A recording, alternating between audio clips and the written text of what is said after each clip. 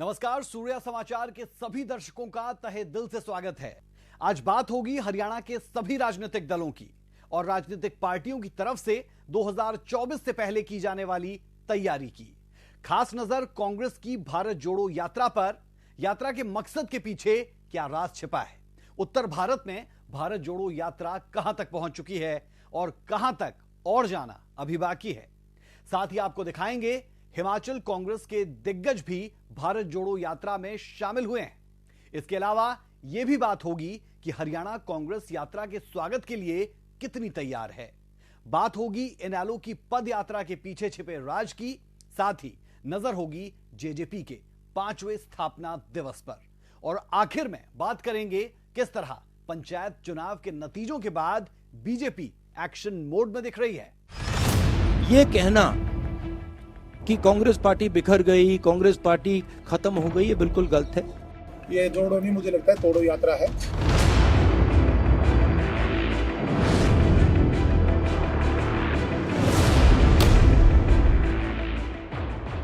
राज की बात यह कि कांग्रेस की भारत जोड़ो यात्रा का थीम भले ही भारत जोड़ने का है, लेकिन इसमें राहुल गांधी की ब्रांडिंग में भी कोई कसर नहीं छोड़ी जा रही। भारत जोड़ो यात्रा के दौरान राहुल गांधी कई बार अलग अलग अंदाज में नजर आ चुके हैं। कभी राहुल बुलेट राजा बन गए तो कभी साइकिल चलाते नजर आए। इतना ही नहीं, कभी तो राहुल गांधी पुशअप्स करते हुए दिखे। भारत जोड़ो यात्रा और राहुल गांधी की ब्रांडिंग पर आधारित हमारी यह खास रिपोर्ट आप देखें। कांग्रेस की भारत जोड़ो यात्रा, क्या यात्रा से बदलेगी राहुल की छवि?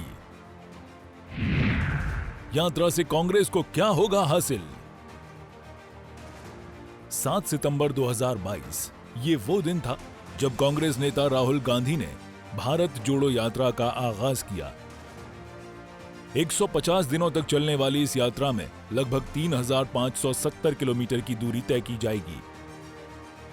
भारत जोड़ो यात्रा के तहत 12 राज्यों और 2 केंद्र शासित प्रदेशों को कवर किया जाएगा।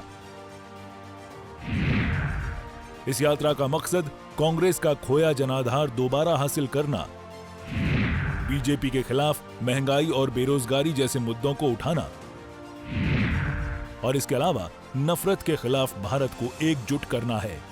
बढ़ी हुई दाढ़ी, चेहरे पर एक निस्पृहता और सोच विचार कर बोलने का राहुल का अंदाज, लोगों को सुनने और उनसे जुड़ने का सहज भाव सब दिखा रहे हैं कि राहुल गांधी बदले हैं, पहले से निखरे हैं। वहीं भारत जोड़ो यात्रा के दौरान राहुल गांधी बीजेपी सरकार को घेरने का भी कोई मौका नहीं छोड़ रहे हैं।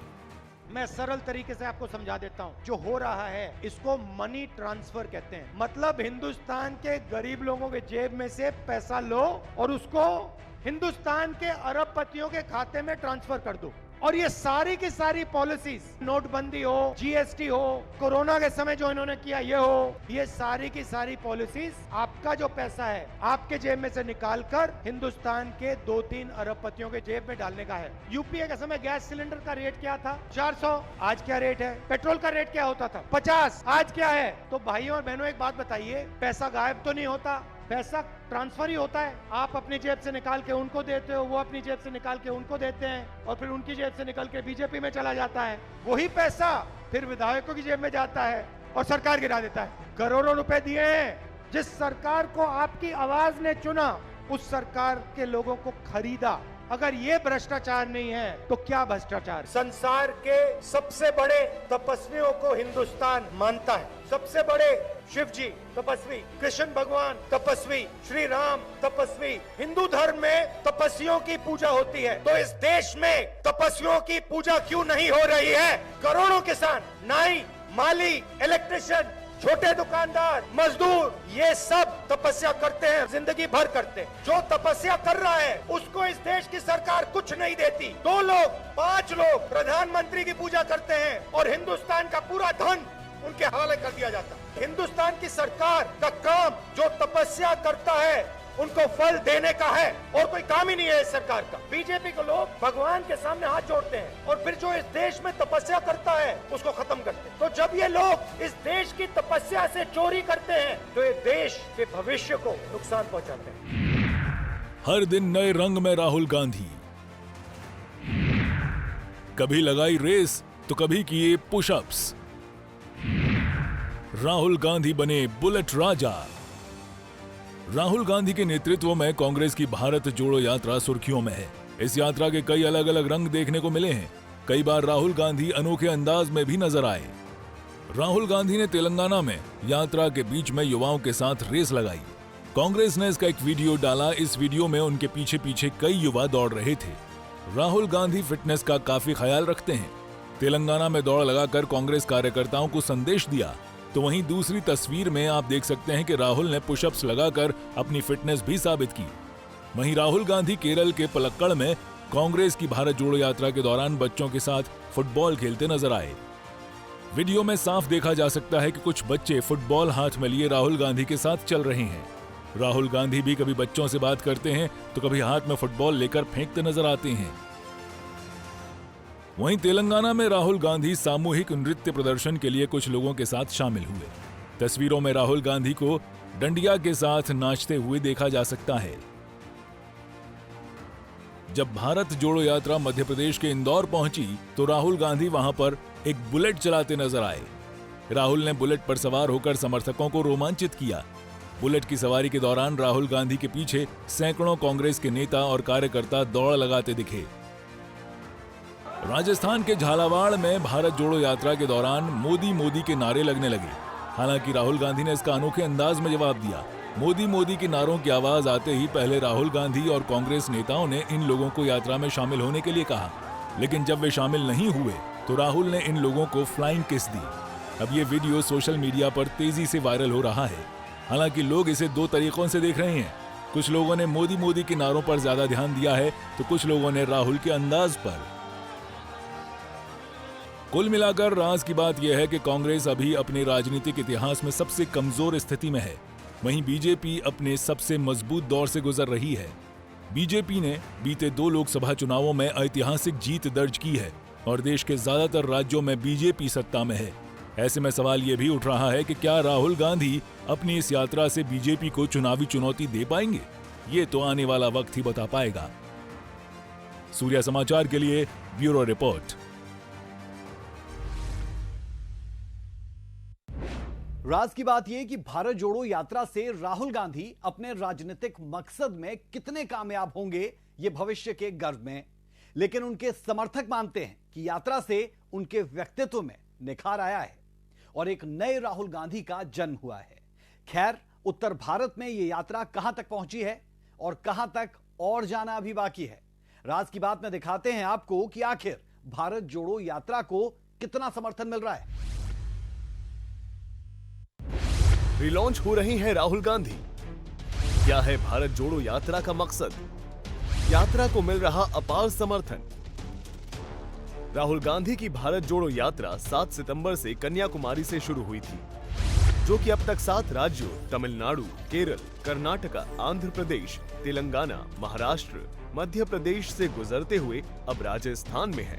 राजस्थान में यह यात्रा 21 दिनों तक चलने वाली है, जो 521 किलोमीटर की दूरी तय करेगी। जिलों की 28 विधानसभाओं से होकर गुजरेगी। यात्रा के राजस्थान में जबरदस्त एंट्री देखने को मिली। झालावाड़ में कार्यक्रम के दौरान राजस्थान के मुख्यमंत्री अशोक गहलोत और पूर्व उप मुख्यमंत्री सचिन पायलट मंच पर राहुल गांधी के साथ शामिल हुए और हाथ में हाथ डालकर आदिवासी नृत्य में हिस्सा लिया। भारत जोड़ो यात्रा राजस्थान के बाद दिल्ली, उत्तर प्रदेश, हरियाणा और पंजाब में होते हुए जम्मू कश्मीर पहुंचकर खत्म होगी। राहुल गांधी की भारत जोड़ो यात्रा को आम जनता का अपार समर्थन मिलता दिख रहा है। इस यात्रा की कई तस्वीरें इसकी गवाह हैं। यात्रा के फोटोज और वीडियो में राहुल गांधी को आम लोगों के साथ मिलते और उनसे बात करते भी देखा जा सकता है। यहाँ असल सवाल ये है कि अब तक सुचारू रूप से संपन्न इस यात्रा से राहुल गांधी को क्या हासिल हुआ? उन्होंने अपनी स्थापित छवि को बदलने में कितनी कामयाबी पाई? और सबसे अहम सवाल कि उनकी पार्टी कांग्रेस के प्रति जन विश्वास किस हद तक लौटा है या लौटेगा, या फिर ये यात्रा भी महज राहुल गांधी की इमेज बिल्डिंग प्रोजेक्ट बनकर रह जाएगी? बेशक इन सवालों के जवाब मिलने में वक्त जरूर लगेगा। सूर्या समाचार के लिए ब्यूरो रिपोर्ट।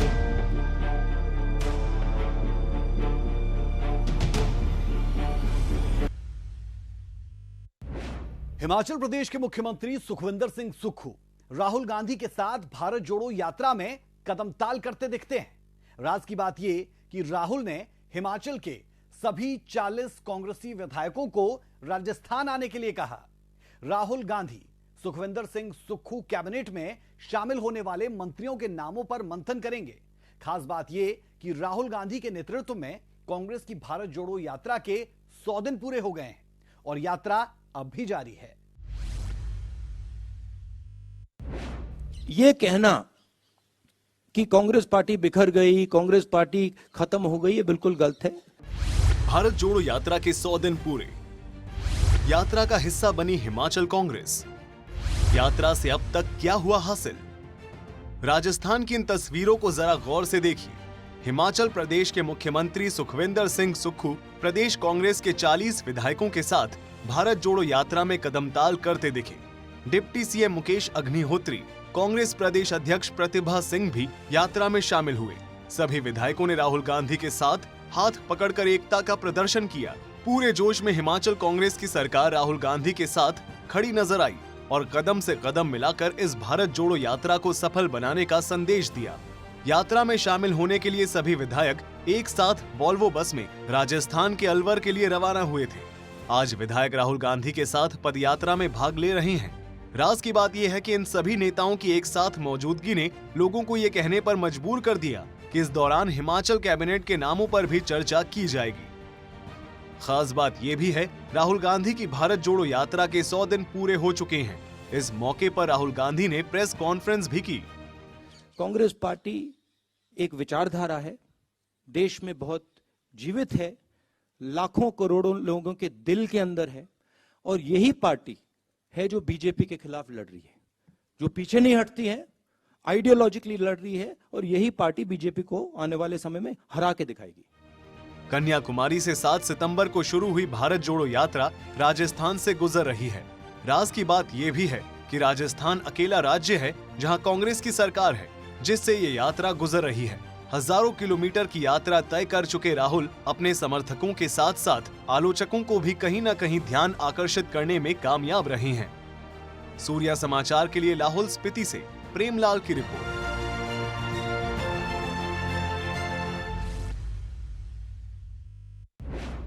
राज की बात यह कि राहुल गांधी की यात्रा अभी भावुकता के दौर में है। असली चुनौतियां तो इसके बाद शुरू होंगी। अब हरियाणा में 21 दिसंबर को कांग्रेस की भारत जोड़ो यात्रा की एंट्री होने जा रही है। भारत जोड़ो यात्रा हरियाणा में 3 दिन तक चलेगी। क्या है हरियाणा में भारत जोड़ो यात्रा का पूरा शेड्यूल, जानने के लिए देखिए हमारी रिपोर्ट। अब इनके राज में इनके पिताजी के, इनके दादी जी के नाम पर किन किन उद्योगपतियों के नाम लिए जाते थे। भारत जोड़ो यानी कि नफरत को प्यार से जोड़ो, भारत जोड़ो यानी कि गरीब को आर्थिक विकास से जोड़ो। हरियाणा में भारत जोड़ो यात्रा की एंट्री 2 चरणों में होगी। प्रदेश में यात्रा, नेताओं को सौंपा गया जिम्मा। जी हां, हरियाणा में 21 दिसंबर को कांग्रेस की भारत जोड़ो यात्रा की एंट्री होने जा रही है। राहुल गांधी की भारत जोड़ो यात्रा का हरियाणा में रूट तय हो गया है। हरियाणा में 2 चरणों में भारत जोड़ो यात्रा होगी। 3 दिन में 80 किलोमीटर राहुल पैदल चलेंगे। 21 दिसंबर को सुबह 6 बजे मुड़का बॉर्डर पर राहुल पहुंचेंगे। हरियाणा कांग्रेस के नेता फ्लैग सेरेमनी में शामिल होंगे। राहुल 14 किलोमीटर पैदल चलकर झिरका पहुंचेंगे। किसानों और लोगों को मिलते हुए 12 किलोमीटर की यात्रा करेंगे। अकेड़ा गांव में यात्रा का रात्रि विश्राम होगा। राहुल मेवात के घासेड़ा गांधी ग्राम पहुंचेंगे। सोहना में अंबेडकर चौक पर पब्लिक मीटिंग में शामिल होंगे। इस दिन राहुल लगभग 26 किलोमीटर पैदल चलेंगे। तीसरे दिन सुबह 6 बजे यात्रा निमोट गांव से शुरू होगी। 14 किलोमीटर पैदल चलकर दोपहर पाखल गांव पहुंचेंगे। यात्रा में शामिल लोग लंच करेंगे। पाली गांव से चलकर यात्रा ओल्ड फरीदाबाद पहुंचेगी। शाम को बड़कल चौक पर यात्रा दिल्ली में एंट्री करेगी। 6 जनवरी को फिर एंट्री होगी। यूपी के शामली से होते हुए पानीपत के सोनाली खुर्द गांव में पहुंचेगी। 7 जनवरी को पानीपत में बड़ी पब्लिक मीटिंग होगी। इसके बाद यात्रा करनाल, कुरुक्षेत्र, अंबाला होते हुए पंजाब में दाखिल होगी। भारत जोड़ो यात्रा को लेकर हरियाणा कांग्रेस पहले से ही अलर्ट मोड पर है। और तैयारियों को लेकर लगातार बैठकों का दौर जारी है और नेताओं को जिम्मा सौंप दिया गया है। देखिए, राहुल गांधी जी की यात्रा चल रही है, भारत जोड़ो यात्रा। देश का एक जबरदस्त समर्थन देशवासियों का उस यात्रा को मिला है। बिल्कुल पूरी तरह से मोबिलाइज करा जा रहा है लोगों को, और मैं समझती हूँ बहुत ज़बरदस्त तरीके से जो है ये इसका उत्साह लोगों के अंदर है और इसमें जुड़ेंगे लोग। कदम से कदम मिलाकर 36 बिरादरी, हर धर्म, हर भाषा के लोग साथ चलें, और इसीलिए हरियाणा के अंदर मैंने 10 सूत्री बात करी है। भारत जोड़ने की भावना को लेकर हरियाणा के संदर्भ में मैंने 10 सूत्री बात करी है। भारत जोड़ो यानी कि नफरत को प्यार से जोड़ो। वहीं भारत जोड़ो यात्रा को लेकर बीजेपी लगातार कांग्रेस और राहुल गांधी पर हमलावर है। अब इनके राज में इनके पिताजी के, इनके दादी जी के नाम पर किन किन उद्योगपतियों के नाम लिए जाते थे, इनको अपनी पार्टी के कुछ वरिष्ठ लोगों से पूछना चाहिए और बेमतलब किसी के ऊपर कोई आरोप नहीं लगाना चाहिए। कांग्रेस को पार्टी को बचाने के लिए, एकजुट करने के लिए ये यात्रा है, और उसके बावजूद इस यात्रा के दौरान ही बहुत सारे कांग्रेसी देश से खिसक चुके हैं। उनको करना भी चाहिए, बहुत लंबे समय से यात्रा करी नहीं है, करना भी चाहिए। यात्रा से शरीर, स्वास्थ्य सब ठीक रहता है और यात्रा पार्टी भी ठीक हो जाती है। खैर, अब ये देखने वाली बात होगी कि भारत जोड़ो यात्रा से 2024 में होने वाले हरियाणा विधानसभा चुनाव में कांग्रेस को कितना फायदा होगा, ये तो भविष्य में ही पता चल जाएगा। सूर्या समाचार के लिए चंडीगढ़ से रवि चंदेल की रिपोर्ट। राज की बात ये कि क्या ये भारत जोड़ो यात्रा वाकई में पूरे देश में सबसे ज्यादा प्रभावी रहने वाली है? दावे तो कुछ ऐसे ही किए जा रहे हैं। खैर, ये तो आने वाला वक्त बताएगा। अब अन्य राजनीतिक दलों की बात कर लेते हैं। इंडियन नेशनल लोकदल यानी इनेलो जल्द ही प्रदेश में पदयात्रा निकालने जा रही है। इसके लिए जोर शोर से तैयारियां भी चल रही है। राज की बात यह कि हरियाणा में विधानसभा चुनाव से पहले इनेलो अपने अस्तित्व को बचाने की जद्दोजहद कर रही है। प्रदेश में इनेलो का एक ही विधायक है और वो है एलनाबाद से अभय चौटाला, और यही वजह है कि इनेलो अपना खोया हुआ जनाधार वापस पाने के लिए कांग्रेस की भारत जोड़ो यात्रा की तर्ज पर पद यात्रा निकालेगी। रिपोर्ट देखें। सारे जमी पर यात्रा से किसका होगा बेड़ा पार, किसे आएगी रास? राजनीति के बदलते परिवेश में अब पद यात्राओं का दौर शुरू हो गया है। राहुल गांधी भारत जोड़ो यात्रा के तहत कदम दर कदम चलकर सत्ता की सबसे ऊंची कुर्सी तक पहुंचने की कोशिश में है। वहीं इनेलो के अध्यक्ष अभय चौटाला भी परिवर्तन पद यात्रा निकालने की तैयारी में जुट गई है। इनेलो की पद यात्रा 20 फरवरी 2023 से नूह से शुरू होगी। 25 सितंबर 2023 को खत्म होगी। ताऊ देवीलाल की जयंती पर बड़ी रैली होगी। 90 विधानसभाओं से होते हुए अंतिम पड़ाव तक जाएगी। इनेलो की इस पदयात्रा का मकसद बेरोजगारी का मुद्दा उठाना, शिक्षा, किसानों से जुड़ी समस्याओं को उठाना और पार्टी का जनाधार बढ़ाना है। हरियाणा की सत्ता से 18 साल से बाहर इंडियन नेशनल लोकदल को फिर से सत्ता की कुर्सी तक लाने के लिए ये यात्रा अहम मानी जा रही है। इसलिए तैयारियां भी खास की जा रही है। इंडियन नेशनल लोकदल के प्रदेशाध्यक्ष नफे सिंह ने यात्रा को लेकर जानकारी दी। सुनिए। यात्रा 20 फरवरी से शुरू होगी। कब तक की बात मैं इसलिए नहीं बता पाऊंगा अभी कि हमने 20 तारीख तक, 20 दिसंबर तक हमने पूरी हरियाणा के डिस्ट्रिक्ट वाइज मीटिंग लेनी है और उसके रूट तय करने हैं। कितना रूट पड़ेगा, टोटल मिला के कितने किलोमीटर पड़ेंगे, उसके हिसाब से फिर बताया जाएगा कि इतने दिन में हुई यात्रा पूरी है। लेकिन ये कन्फर्म है कि 90 के 90 हलकों की यात्रा होगी और उसका आखिरी जो है समापन जो होगा वो 25 सितंबर को। अब देखिए किस तरह डिप्टी सीएम दुष्यंत चौटाला और परिवहन मंत्री मूलचंद शर्मा ने इनेलो की पदयात्रा पर चुटकी ली। चलो, यात्रा कौन सी आसान है और ऐसा कहना यात्रा शुरू करेंगे, हिम्मत है तो तारीख तय करके चलना शुरू करें। मैं तो हमेशा उनको नॉन सीरियस पॉलिटिशियन मानता हूँ और आपको आज बोल देता हूँ कि 670 किलोमीटर की यात्रा डॉक्टर अजय सिंह चौटाला जी ने करी थी। और अगर वो सीरियस पॉलिटिशियन अपने आप को मानते हैं, आधी यात्रा करके दिखा दे।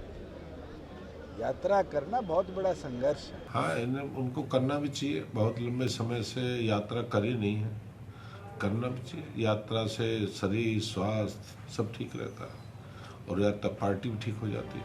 हरियाणा में विधानसभा चुनावों से पहले इनेलो अपने अस्तित्व की लड़ाई लड़ रही है।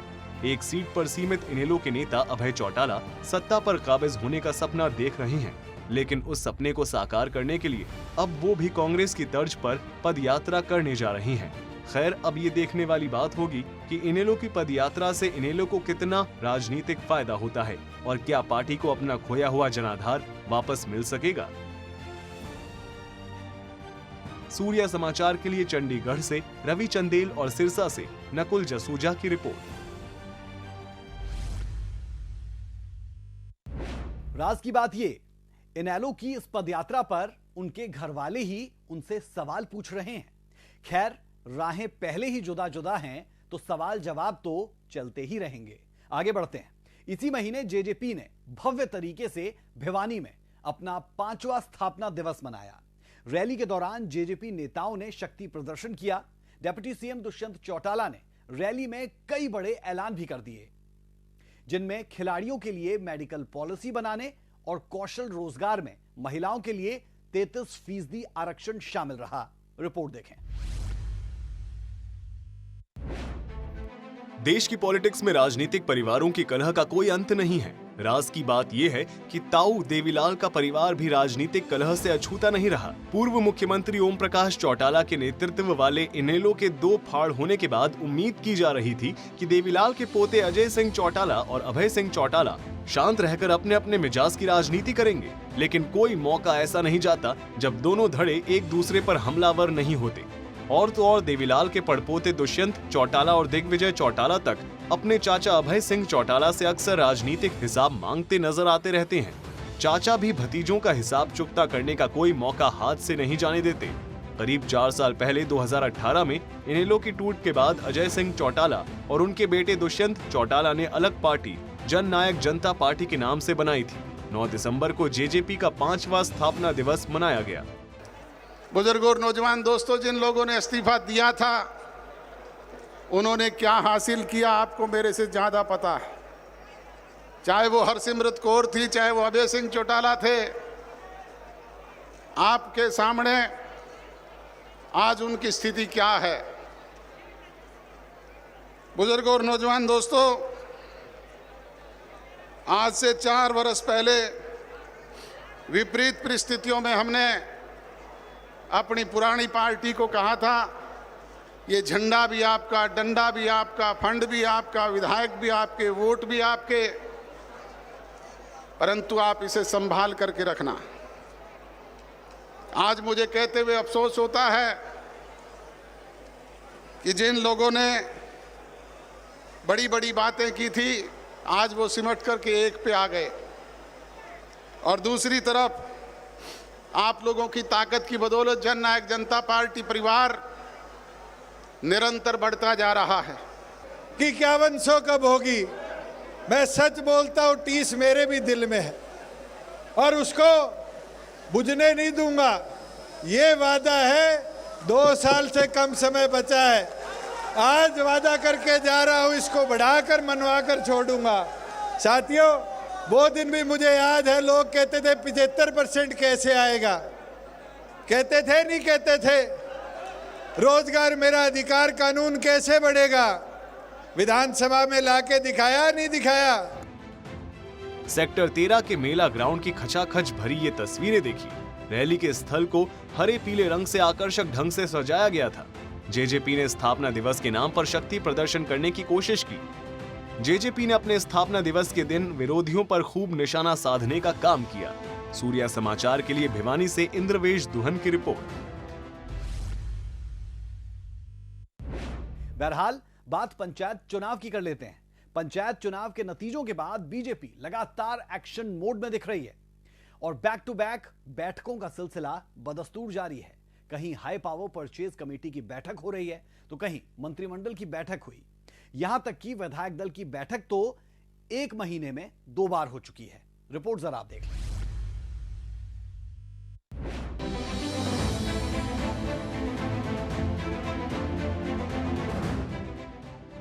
पंचायत चुनाव के परिणामों के बाद बीजेपी भी लगातार बैठक कर मंथन कर रही है।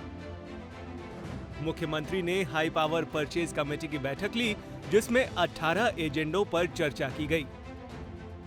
कुल राशि 663 करोड़ रुपया ये परचेज की राशि थी और उसमें भी मुख्य रूप से जो टेंडर पावर डिपार्टमेंट के थे, एजुकेशन डिपार्टमेंट में स्कूल बुक्स, ये भी एक बड़ा काम होता है। अगले सेशंस की किताबों को खरीदने का, पहली से लेकर के और 12वीं तक की कक्षा की सब किताबें खरीदने का भी आज वो टेंडर जो था उसको फाइनल किया है।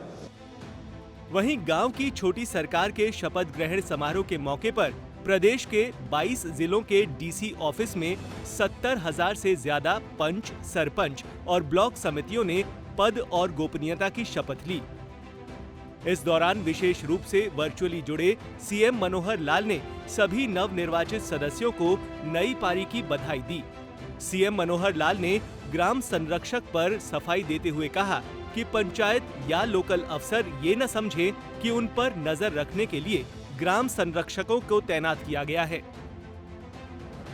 बहुत महत्वपूर्ण एक और काम हमने किया है कि जितने क्लास 1 अधिकारी हैं हमारे प्रदेश के, लगभग 7,000 हैं। इन सबको ये कहा कि गांव में विभाग अपने अपने हिसाब से सब काम करते हैं, लेकिन फिर भी उनके साथ कोऑर्डिनेशन करना, उनकी समीक्षा करना, काम ठीक हो रहे हैं कि नहीं हो रहे हैं, कहीं कोई कठिनाई तो नहीं आ रही है, उनका मार्गदर्शन करना, उनको प्रेरणा देना, इस प्रकार के सारे कामों के लिए हमने एक गांव एक अधिकारी ग्राम संरक्षक के नाम से और ये आगे तय किए हैं। अपने संबोधन में सीएम मनोहर लाल ने गांव की छोटी सरकार में महिलाओं की भागीदारी पर भी जोर दिया। उन्होंने कहा कि हरियाणा की पंचायत पढ़ी लिखी हो, इसके लिए हमने सुप्रीम कोर्ट तक का रुख किया है और आज हर कोई हमारे इस कदम को सराह रहा है। सूर्या समाचार के लिए चंडीगढ़ से रवि चंदेल की रिपोर्ट।